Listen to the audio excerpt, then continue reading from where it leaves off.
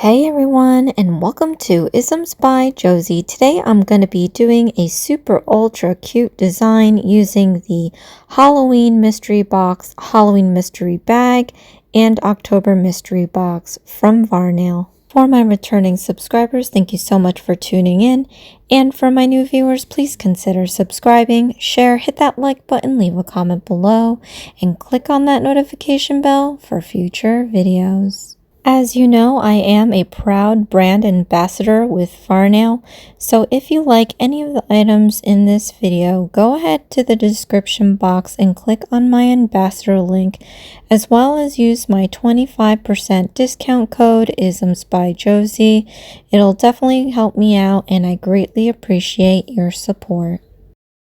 So for today, I wanted to try out the silicone mold that came in one of the mystery boxes. I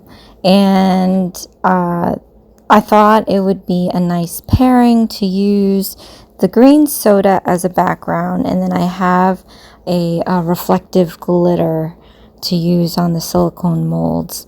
But the green soda comes off a little transparent, so you will have to use multiple layers for this one. I used 2 for the background. And then here we have the silicone mold. We have JT035. It's got these really super ultra cute skeleton images. Look how cute these are. I know I'm going to use more than a couple of these this month, but having to pick one was a little bit difficult. So, like I said, I'm going to be using this really pretty reflective glitter LRG01 Heat Waves. It's kind of almost like a purpley color, but I don't know if my light is on for that, but I love their reflective glitters. They really just make everything pop. You might have seen me use, it's either like Champagne or Cheers. It's the gold one. I use it all the time. So there's some phalanges for the nerds out there, like myself, that I'm using. Those are the bones that are in your fingertips. I think they're called phalanges, but anyway, I'm going to use this as my main piece. I like that there's 3 different sizes because not everyone wears a long nail. But I thought maybe let's start there. I definitely wanted to use this one as the centerpiece for the nail. It's just long enough. And then I was like, well, I need something else because it's not as long and as wide as I would want it to be to just be that on the nail. So I'm going to pick one of the skeletons in the silicone mold.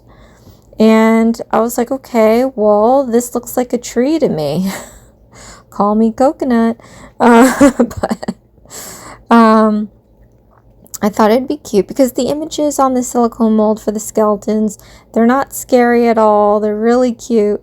So I figured, okay, let's have this tree stump or tree trunk looking thing. And then we're going to have our little skeleton standing next to it. And I chose this one off. I know it's kind of clear, so you can't really see it. But once we get this laid out in there, you'll be able to see it well. He's like holding out his hand. And I figured, okay, that looks like he might be trying to like hold on to the tree or something. So I'm using this image and hopefully it works out together. So this is more going to be like a goofy Halloween scene than a dramatic or scary or something like that. There's nothing on this mold, I think, that screams, oh my gosh, that's scary. So no worries there. But we'll see, because as I'm doing this, I'm thinking that it's still a little like bare, the nail. And I don't want it to be this huge, green soda nail. And then you have these small moments of, oh, look, it's a skeleton just chilling out around another tree looking bony thing. I don't know. I'm not really good at putting images together, so stickers, molds, stamping images, I mean, they're good for like a one image thing, but if you were to ask me to put these images together to make a picture, yeah, I'm not that great at it. I don't know if this is what you do. I just do it because logically thinking I need this to stick onto the nail, and I used to just put polish in the past and then stick these on, but I'm finding that the images aren't obviously curved to the nail, so they stick up. So what I thought about doing is applying transfer foil to the backing of these images. The transfer foil will stick to the nail, thus curving the image to the curve of the nail. That was the whole mentality. So this is what I do now for all my silicone molds. I just, unless it's like, you know, I think not too long ago I did a chain for last month's nails, and that was like, oh, I did put transfer foil. I don't know. Oh well, I just put transfer foil on everything. When in doubt, just put transfer foil. So I don't know what I'm doing here. I could have sworn I put this the other way, but I guess I didn't. So it looks ridiculous now that I'm looking at it. I should have flipped the trunk the other way, but I have the pointy end pointing down at the tip, which kind of makes sense because if it's your finger, the pointy part would be the tip of your finger. But if you're looking at it as a tree stump, it should have been the other, it should have been swung around. But anyway, it doesn't really matter. At this point, it's done. Anywho, so now I am kind of like, when you get images like the skeleton, I get a little scared because obviously you want it to come out in one shot, and I did put the transfer foil glue, so it should. It's just, you know, I still get a little scared about it. So I'm just going to peel this sucker out there. While I'm doing that, look at the other images. They're just so cartoony. It's so cute. So hopefully I can figure out something else for the other images. But yeah, so this came out in one image, which is perfect. I'm going to try to get his little hand to touch the tree trunk there, the phalange, just like that. And I'm going to take my silicone wand to make sure everything is just sealed down. I am going to seal this later with some top coat, so rest assured. I mean, you should always do that. I don't know what transfer foil is exactly in terms of permanency. I know we use it to transfer foils on there, but if you were to like not seal the foil and wear it over time, I can imagine that the foil will peel off or something. So I like to top coat everything when it comes to transfer anything on a transfer foil. But anywho, so I'm putting this down and I'm thinking, wow, this is kind of bare. This is terrible. This is like, what is this? Is probably what I was thinking.